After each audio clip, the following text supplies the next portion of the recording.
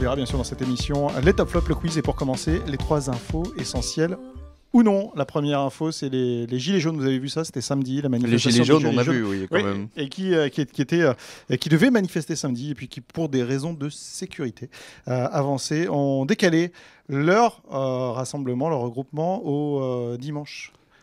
Pour ne pas être en confrontation directe avec le match de l'ASM, sachant que la manifestation partait de la place du 1er mai. Ce que je peux vous dire, pour avoir couvert personnellement des manifs de Gilets jaunes, c'est que pendant les manifestations de Gilets jaunes, et de manière assez récurrente, ils diffusent ce tube de Oiseau, Montferrand, Montferrand. Vous connaissez ce tube ? Oui, un classique. Et puis, même... précisons quand même, ça doit être unique quasiment en France, là, que ça soit les gilets jaunes qui s'effacent derrière le sportif. C'est pas unique. À ma connaissance. Non, pardon, c'est pas quasiment, c'est unique, effectivement. et puis tiens, je vous dis aussi, parce que j'étais dans la manifestation il y a une quinzaine de jours, et c'est la première fois que je voyais ça aussi, les organisateurs qui donnaient le score de Clermont-Montpellier en même temps que le déroulé de la manifestation. C'est important. Deuxième info, Timmy Sohara contre Northampton, qui a été reporté ce week-end.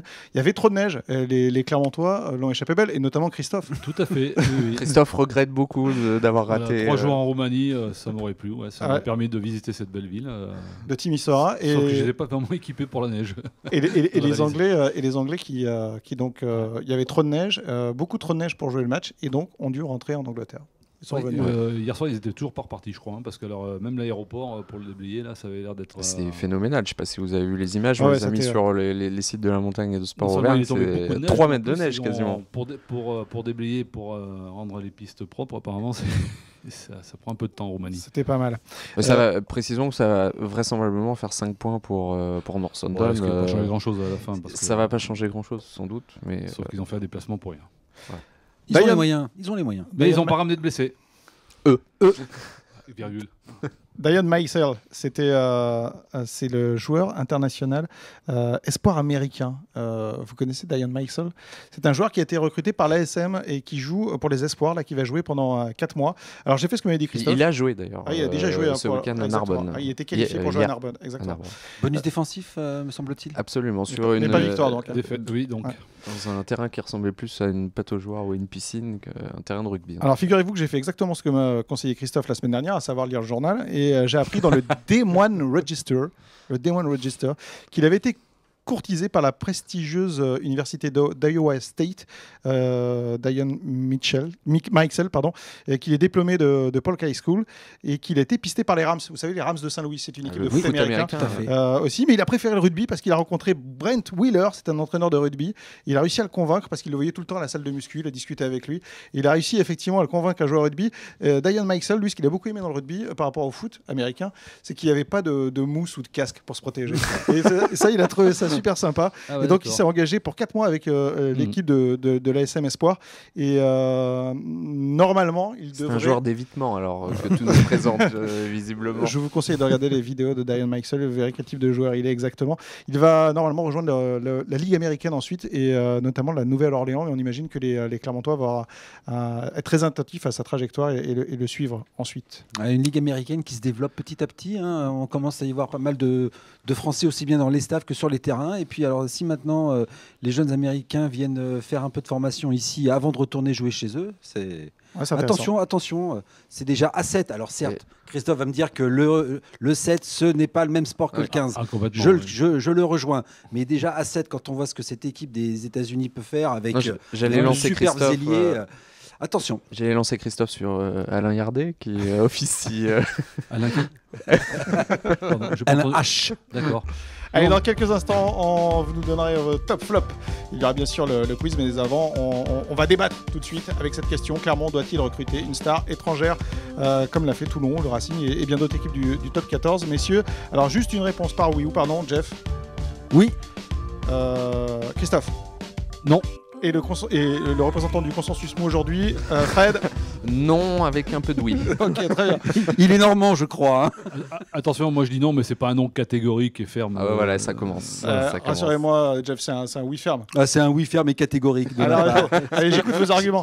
Pourquoi Clermont doit recruter une star internationale étrangère? Alors écoutez, je vais appuyer sur la citation, elle n'est pas de moi. Alors, je vais vous dire qui en est l'auteur, mais les plus grands joueurs doivent jouer dans les plus grands clubs. Cette phrase, elle est de Florentino Pérez, président du Real Madrid. Et bien, l'ASM, c'est l'un des plus grands clubs. Et bien, dans l'un des plus grands clubs, on doit retrouver les plus grands joueurs. Il y en a déjà. Ouais, c'est ce que j'allais dire. Il y en a déjà. quand même. Il y en a déjà. J'allais Mais dire. là, on va parler de stars internationales, de stars mondiales, comme pouvait l'être Wilkinson à Toulon, comme pouvait l'être Dan Carter au Racing, par exemple. Voilà. Donc pour moi, oui, l'ASM doit recruter une star internationale, une star mondiale, mais alors pas à n'importe quel poste. Mais ça, peut-être que j'y viendrai un peu plus tard. Et puis bon, il y a une fenêtre de tir qui apparaît en ce moment, hein. Il y a les présidents du top 14 qui vont se réunir à la demande qui vont pouvoir se réunir avec la LNR par rapport au nouveau salary cap, avec cette possibilité de recruter un joueur dont le salaire ne serait pas pris en compte dans le calcul du salary cap. Et ben, c'est peut-être le moment de pas casser sa tirelire, mais de faire un effort sur une star mondiale. Des stars, la SM en a déjà. Il y a Morgan Parra, pour moi c'est une star énorme, mais il y a peut-être d'autres postes à pourvoir dans l'axe 2, 8, 9, 10, 15, voilà, en sachant que pour moi les postes Alors de 9 et 15... là, je suis d'accord avec toi. Sur En ces sachant pour moi que postes-là, les postes 9 et 15, pour moi, sont déjà pourvus. Peut-être 2, Ouais. 8, 10, pourquoi pas. Parce que le postulat, il a raison. En fait, le postulat de départ, prendre des stars, c'est bien, mais prendre des stars pour prendre des stars, honnêtement, quel intérêt? Il faut surtout peut-être regarder les postes Alors, qui nécessitent peut-être Ouais. d'être renforcés. Alors, quel je poste ferai juste. Alors, Oui, pardon, juste d'argument, oui. Juste une précision par rapport à ce que vient de dire Jean-François. Il fait référence à une règle qui risque d'être discutée d'ailleurs cette semaine à la Ligue en bureau directeur. Là, Tout du à côté fait, de c'est à Bordeaux. partir d'aujourd'hui. Ça s'appelle le marquee player. Ça ne permet pas de recruter quelqu'un hors salary cap. Ça permet de payer quelqu'un. Payer. C'est-à-dire qu'à l'ASM, ça peut être un club qui va être un peu en marge des autres clubs. C'est-à-dire ils peuvent sortir aujourd'hui, par exemple, le salaire de Morgan Parra dans le marquee player ou quelqu'un d'autre, un Slimani ou je ne sais pas qui. Ça veut dire qu'on peut prolonger quelqu'un Et et après, l'augmenter ça te permet de recruter 2 joueurs. Donc là, c'est plus la même démarche. Et c'est peut-être il faut savoir que Éric de Cromière est contre le marquee player, et contre le marquis contre le marquis. Voilà. Il fallait bien qu'un jour il y en a qui la fassent. Je l'avais fait en off, mais bon, Excusez-moi. Fred endosse la responsabilité. Donc le club est contre, c'est pas du tout dans leur ADN. On sait bien que c'est un club qui a toujours axé plus sur la formation, sur des recrutements de joueurs. Ils recrutent toujours l'homme avant le joueur, donc ça veut déjà tout dire. Et puis c'est pas du tout un club comme c'est pas du tout l'ADN, enfin la culture de Toulon ou du Racing. Ah non, parce que si Ils sont des clubs culturellement, un peu. vous allez me corriger, mais si culturellement Clermont avait depuis le début du professionnalisme la culture de dépenser beaucoup d'argent, ils auraient pu le faire beaucoup plus que bien d'autres clubs en plus. C'est une histoire de. L'argent, c'est pas un problème d'argent. L'argent, ils l'ont, mais ils payent très très bien les joueurs. C'est pas là le problème. Il y a une histoire de philosophie. Oui, il y a une histoire de philosophie de pas. derrière ça. Et puis attention, Clermont est dans les clous des joueurs GIF, des joueurs formés issus des filières de formation française, mais ils n'ont pas une marge de manœuvre énorme. Hein. Alors je sais pas comment vont faire nos amis toulonnais, parce que apparemment ils sont un peu au centre du débat. Montpellierin. Montpellier aussi. Recruter des stars étrangères, c'est aussi quand même respecter le quota GIF, et donc il faut faire attention. Et ici, ils sont un peu, ils n'ont pas une marge énorme. Hein, la star à l'ASM, ça sera toujours l'ASM. Oui, en fait. ça sera toujours l'équipe. C'est toujours l'équipe. On croirait du Ferguson.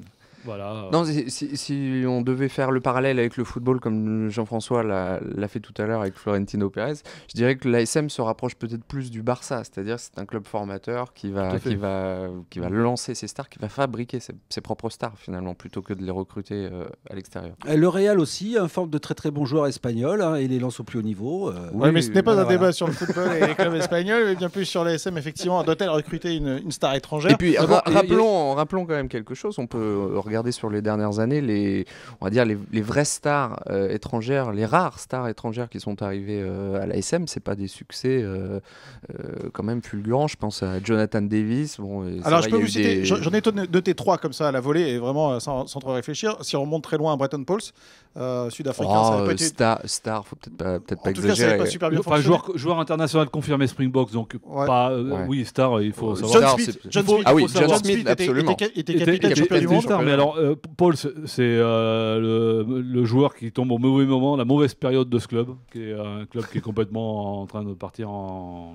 Et ça n'a pas fonctionné. Ça n'a pas fonctionné, ça pouvait pas fonctionner. Smith, ça n'a pas fonctionné non plus. Smith, ça n'a pas fonctionné. C'est un flop complet. C'est un flop parce que c'est un problème d'adaptation, d'intégration qui s'est pas fait.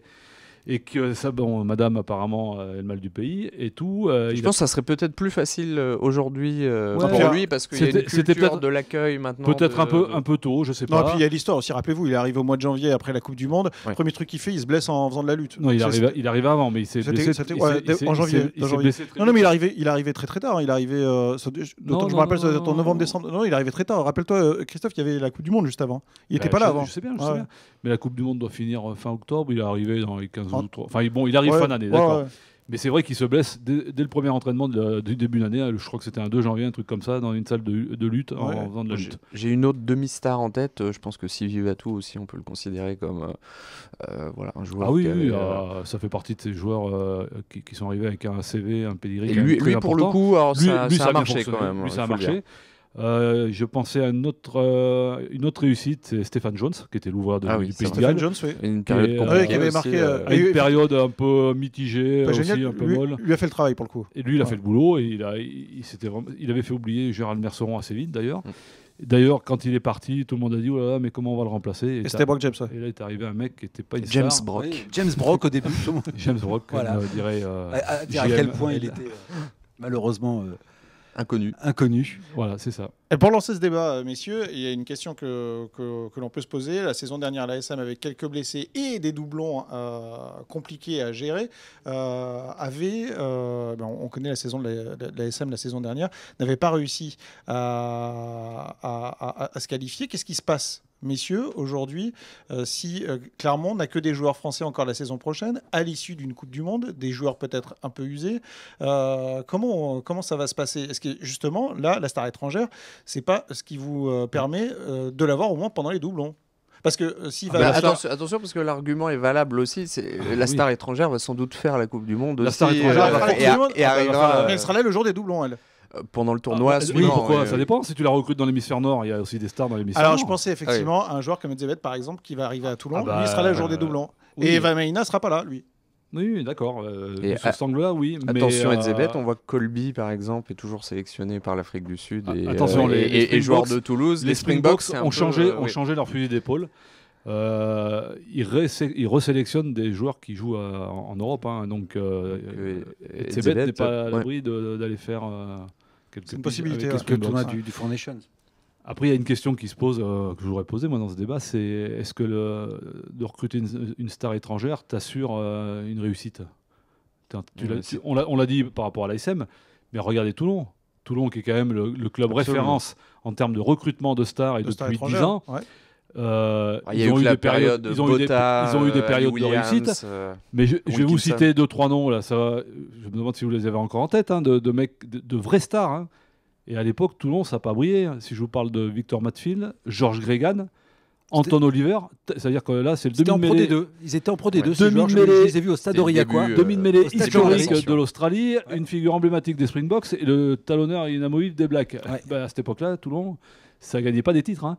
Donc attention. Et je ne parle pas de Umaga qui est arrivé aussi à une période où ça ne gagnait pas. Sonny Bill Williams, qui était aussi une star, il a rien gagné avec Toulon. Ouais, mais Christophe, Toulon a eu quand même 3 types de champions d'Europe entre temps. Oui, mais pas avec ses joueurs, avec d'autres stars. Avec d'autres stars, mais des stars quand même. Avec d'autres stars, oui, c'est vrai. Wilkinson en premier. Botta, Ali Williams. De toute façon, quand on prend des recrues étrangères, quel que soit le pédigré du joueur, on prend un risque. Hein. Nos amis britanniques n'ont pas spécialement la cote là, depuis quelques temps. On voit que toutes les stars ou supposées comme telles qui ont signé en top 14, je pense à des joueurs comme Sexton par exemple, qui est un joueur incroyable avec sa sélection. Jonathan Davis est un joueur incroyable avec sa sélection. Pas des joueurs qui ont marqué de leur empreinte non plus le Carter top 14. Avec le Racing, il a fait une seule saison, celle du titre. Il a été décisif par moment quand même. Mais pour en revenir quand même à mon postulat de départ, oui, il faut une star étrangère, pas n'importe quel poste. On a parlé du poste, quel poste exactement? Alors, qui vous intéresse pour moi, il est essentiel que ce joueur, pour qu'il soit une réelle valeur ajoutée, appartiennent à ce qu'on appelle la colonne vertébrale de l'équipe. Si c'est pour avoir un excellent finisseur à l'aile, l'ASM en a déjà, pas la peine. Toulon a tenté l'expérience l'an dernier avec l'international qui a battu le record d'essais en top 14, avec Chris Ashton, ça leur a pas amené des titres. Un ailier ne peut peser sur l'issue d'un match que si tout est fait en amont. Et là, pardon, puisqu'on parle d'Ashton. Et là, tout n'était pas fait en amont. Et il est resté qu'un an. Quand Clermont avait Strittle, Clermont n'a pas regretté Strittle non plus. C'était sympa quand même, non? Ah oui, c'est très bon joueur. C'était pas une mauvaise expérience. Très bon joueur, absolument pas. Est-ce que Strittle est une star? Tout dépend de ce qu'on met derrière ce mot star, en fait. Je vais vous donner quelques noms. La question est nulle, en fait, Grégory. Non, mais je vais vous donner quelques noms, parce que bon, quitte à parler de stars, autant donner aussi quelques biscuits à ceux qui nous écoutent. Mais attends, parce que avant ça, peut-être dire le poste qui, selon toi, alors pour moi mérite déjà, un recrutement. Pour moi, il est obligatoire que si une star étrangère arrive, elle doit appartenir à la colonne vertébrale. 2, 8, 9, 10, 15. En sachant et en que, priorité, tu vois quel... à mon sentiment, le 9, c'est pas la peine, et le 15 non plus. Alors, donc 2 ou 8, quoi. Ah, mais là, tu fais référence à Clermont, là. Oui, bien sûr. Ah, d'accord. Ah, tout à fait. Tu fais référence à la configuration actuelle de l'équipe de Clermont. Oui, parce que 9 et 15 sont pourvus, quoi. Oui. Le 8, ça me semble une évidence. Alors, on va commencer par le poste de talonneur qui est souvent décrié, ici même d'ailleurs, en disant que Benjamin Kaiser n'est plus tout jeune. John Oudjam, qui on pensait devrait être numéro 1, n'arrive pas à le supplanter. Une star étrangère. Malcolm Marx, voilà. Ah oui, évidemment, voilà. Tu prends le meilleur. Mais il prend une star étrangère, Fred. On fait pas un débat, effectivement, pour ça. C'est quand même le deuxième division. C'est quand même le sujet du débat. Oh, donc une star étrangère, Malcolm Marx, voilà.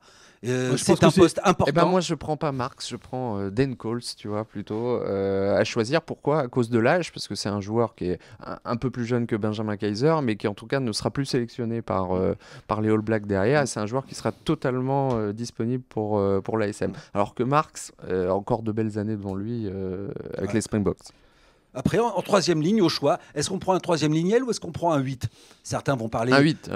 Du 8 parce que malheureusement, Fritz Lee est un peu trop seul. Dans ce cas-là, Michael Hooper, on parle d'une star internationale. Un ouvreur, Beauden Barrett.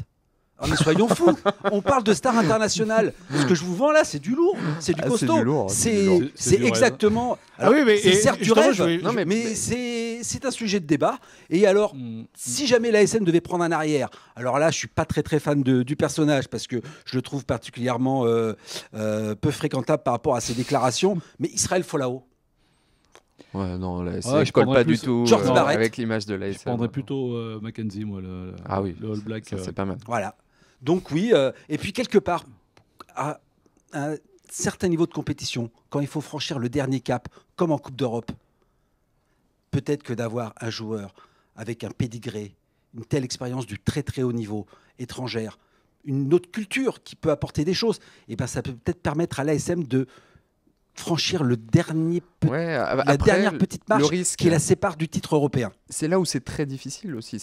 On fait un peu rentrer le loup dans la bergerie. Si en prenant une immense star, tu parlais de Beauden Barrett, par exemple, quid de Camille Lopez, les deux en concurrence, c'est peut-être délicat pour gérer le cas Lopez. Si on prend un gros 8, peut-être pour Fritz Lee. On s'était posé la même question sur Paraledlo. Le fait est que elle est gérée, la concurrence. À une différence près, c'est quand même Paraledlo. Enfin, Ledlo peut dépanner en 10. Rien ne dit qu'il ne va pas le faire à certains moments de la saison. Il y a cette possibilité pour pouvoir les aligner tous les deux. Si je devais être d'accord avec Jean-François, si je mettais mon mouchoir par rapport à ce que j'ai dit, qu'il ne fallait pas de star étrangère, pour moi, s'il y a un poste où il faudrait qu'il fasse l'effort, c'est au poste de talonneur. Par rapport à l'âge de ceux qui a actuellement encore re-signé. Et je crois qu'en plus, Marx, sud-africain, plaît pas mal aux dirigeants de l'ASM. Après, c'est une question de philosophie. Est-ce qu'ils iront... Puis une histoire aussi pour l'instant, le salary cap ne leur permet pas. C'est le club qui est le plus au taquet du salary cap. Ils calculent à l'euro près, j'allais dire au franc, à l'euro près.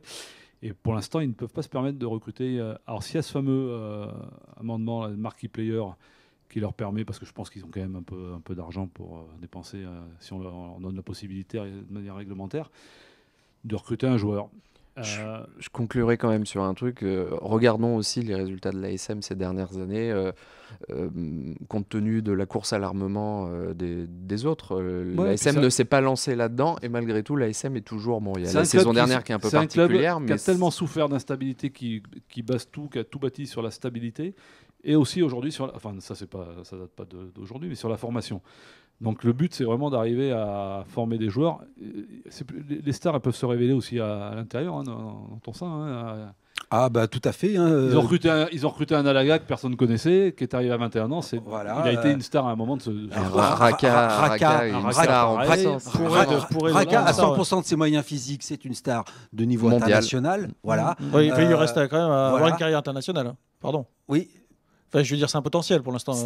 Même s'il est exceptionnel, alors, il lui reste à avoir une carrière. Il y a eu la Coupe d'Europe qui a permis déjà de voir des choses. Mais après, on attend de le voir en sélection. Ça, c'est sûr. Mais Arthur Iturria, d'ici 2 ou 3 ans. Oui. Est-ce qu'il sera une star? Je ne sais pas, mais il a le potentiel pour le devenir. Non, mais on en revient à ce qu'on disait au début. Il y a eu des troisième lignes qui ont été des stars internationales. Des Richie Mako ont été des stars internationales. Non, c'est vrai, Morgan Parra, quand il vient de Bourgoin à Clermont, c'est pas encore déjà une star internationale, mais on voit bien qu'il a le potentiel. Il est international, mais c'est pas une star. Ouais, c'est ça. Et il devient. On en parlait la semaine dernière. Wesley Fofana, à 100% de ses moyens, c'est une star internationale. Damien Penaud a le potentiel pour le devenir, pareil. Oui. Tout à fait. Bon, vous êtes tous d'accord alors finalement pour dire. Ils sont tous d'accord avec moi pour dire qu'il en faut. Mais on n'est pas contre voir débarquer Boden Barrett ou des joueurs de ce type. Hein. Non, mais on aime le beau tu as cité Florentino Pérez, je crois que tout le monde s'y est arrivé. Écoutez, pour ce beau lundi. Les plus grands joueurs sont faits pour jouer dans les plus grands clubs. Voilà. Ça dit tout à l'heure. C'est du Baudelaire, c'est du Pérez. Au quiz, et je peux vous dire que dans le quiz, on va avoir un vrai choc entre Fred, dernier vainqueur, et Christophe qui compte bien récupérer sa couronne. Jeff, tu es invité aussi, hein, si tu veux. Dernièrement, j'ai pas été très brillant. Je concède. Mais tout de suite, les top flops. Et on va commencer par toi, Jeff. C'est quoi ton top cette semaine? Mon top cette semaine, je vais parler de rugby féminin, de l'ASM Romagna. Certes, les Auvergnates ont perdu 21-15 face à Blagnac samedi en championnat d'élite féminine. Mais bon, elles avaient une fenêtre de tir au Michelin et elles l'ont particulièrement bien exploité. Alors certes, à la fin du match de challenge européen, le stade s'est très très largement vidé. Mais il est resté quand même plusieurs milliers de personnes pour assister au match des féminines. Ils annonçaient 6000, c'est ça Alors écoutez, certainement au début, mais bon, étant donné que c'était open bar et qu'il y avait les buvettes, ça allait, ça venait. Alors je dirais pas qu'il y en avait 6000 à la fin, mais il y en avait facilement entre 2 et 3000. De quoi la bière était gratuite au stade Michelin? Non, je pensais que tu voulais dire que les buvettes étaient ouvertes. C'était pas open bar. Voilà, les buvettes étaient ouvertes, mais il fallait payer, naturellement. Je crains que même pour un match, de l'ASM open bar, il y a peu de gens dans les tribunes.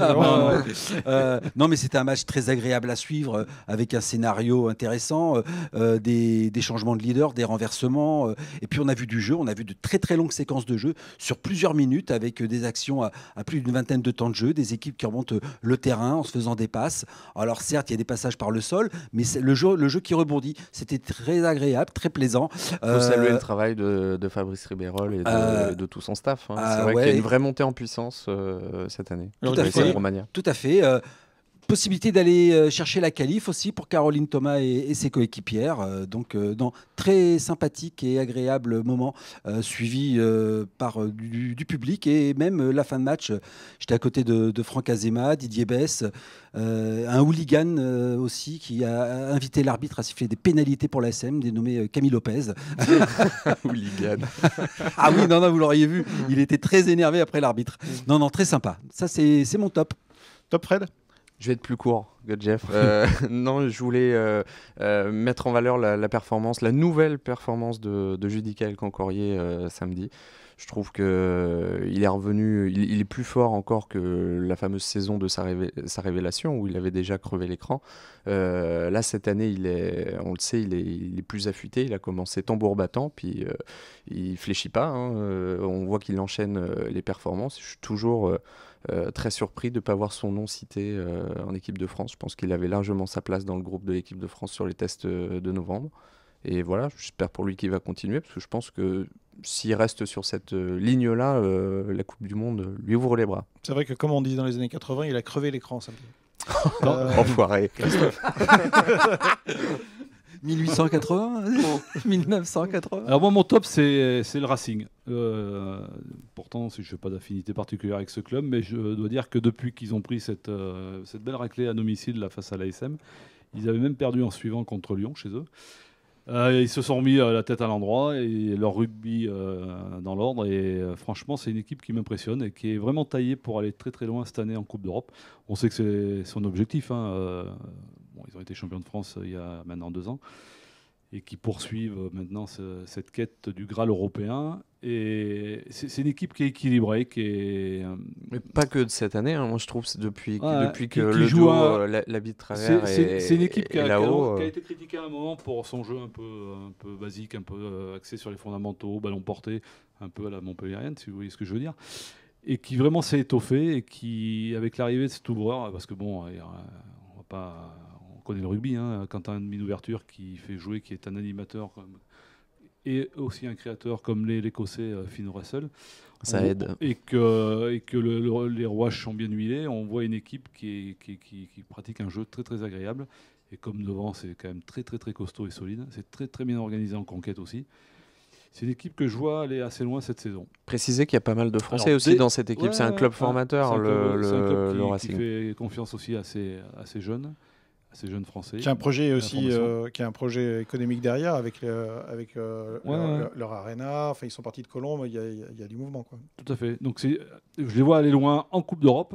Et attention, ça sera un des rivaux principaux, à mon avis, de l'ASM cette saison. C'est leur objectif numéro 1, semble-t-il, quand même, la Coupe d'Europe. Ça a l'air vraiment d'être tout pour l'Europe cette saison. Et c'est vrai. Ce serait plutôt une bonne nouvelle pour Clermont. S'ils sont épargnés, à voir. Pas sûr. Non, parce que s'ils sont épargnés par les blessures, ils peuvent jouer sur les deux tableaux. Ils peuvent jouer sur les deux tableaux, comme l'a fait Toulon à une époque, et comme l'a fait Clermont. Clermont a été équipé pour les deux tableaux.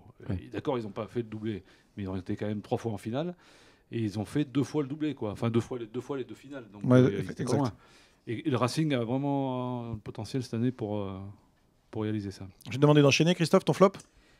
Mon flop, c'est les blessés à l'ASM depuis quelques jours. Il y a déjà eu ces 2 mauvaises nouvelles avant le match. Avant le match, en fin de semaine dernière, avec les 2 blessures importantes, hein, celle de Raka. 3 mois, scaphoïde. Bon, là, c'est réglé. Hein, on connaît les délais.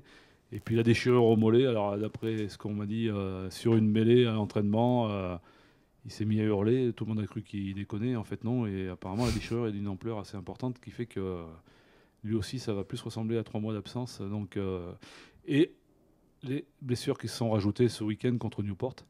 D'après mes dernières informations, Penaud, Grosso, ça devrait aller, ça a l'air pas trop sérieux. Plus d'inquiétude, même s'il y a encore des examens à passer pour Toeava et son épaule. Plus inquiétant. Pas la première fois, en plus, le concernant. Oui, l'épaule. Et en plus, c'est la même épaule, hein, celle qui s'est déjà blessée. Et même pour Fritzi, qui a pris le coup de châtaigne, là, comme on dit, le coup d'électricité dans le bras, le problème du nerf brachial, là, qu'il va falloir surveiller. Donc, ça, c'est pas des bonnes nouvelles. C'est pas des bonnes nouvelles parce que c'est des joueurs majeurs de ce début de saison quand même. Et puis Fritzi, on en a parlé, effectivement. Et où il manque de un peu de profondeur de banc. Donc c'est un peu la zone d'ombre du côté de Clermont ce week-end et de cette période.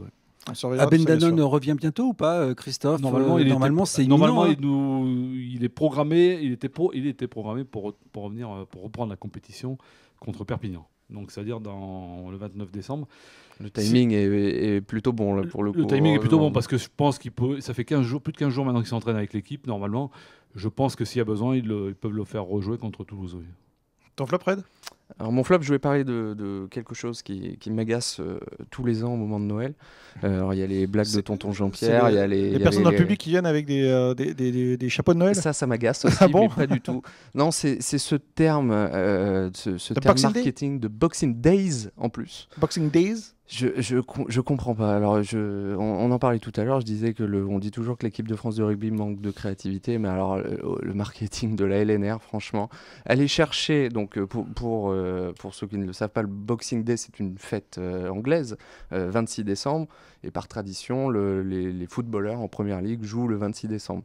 Pourquoi est-ce qu'on a été importer ce terme qui n'a aucun lien vraiment avec... Il y a peut-être de la télé aussi derrière tout ça, parce qu'à l'époque, ça venait de Canal qui était détenteur des droits du championnat d'Angleterre. Hein. C'est Canal qui... Ouais, je pense aussi qu'il y a de ça. Hein. On l'importe, on le dénature, parce qu'on rajoute un S en plus qui ne veut rien dire, et donc c'est toute la période... Mais c'est parce qu'il y a 2 journées, Fred. C'est toute la période des fêtes. Enfin, honnêtement, pourquoi pas le 5 janvier, c'est la fin des vacances aussi. On peut pas trouver un terme un peu plus de et ça fait mal à ton Arabs. Le fait de rajouter... Non, mais honnêtement, Boxing Days, ça me dépasse complètement. Donc voilà. Stop au Boxing Day, il faut y arrêter. C'était cadeau. Stop. Jeff. Oui, alors mon flop, j'aurais pu évoquer l'état de santé alarmant, nous dit-on, des salariés de la FFR, où paraît-il, il y a une saine ambiance de travail du côté de Marcoussis.